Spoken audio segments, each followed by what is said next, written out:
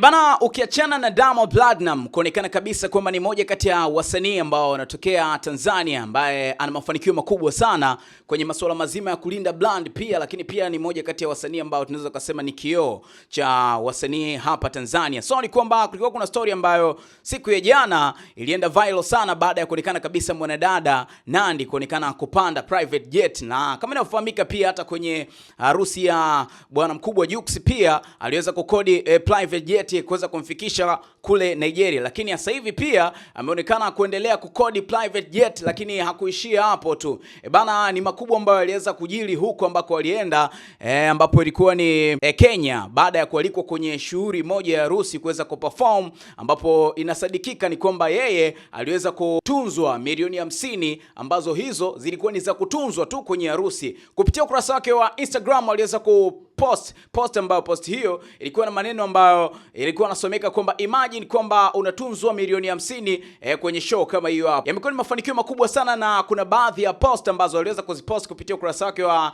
Instagram pale story, na ikiwa inaonekana kwamba akiwa anahesabu vibunda na kuviweka pembeni na kusema kwamba kwa watu ambao wanahitaji kufanya kazi pamoja na yeye kwenye shughuli kama hizi hapa waendelee kumdm na masuala yazidi kukaa poa. Inaonekana kabisa kwamba nyota kama vile imeng'aa sana kwa upande wa mwanadada Nandy. Bana, kwa kweli kama mdau wa burudani uko na mtazamo gani? Make sure to drop comment yako by the name just call me ASKOFU for myself on this one. Usiache kusubscribe ili kupata taarifa kadha kutoka ndani na nje ya mipaka Tanzania.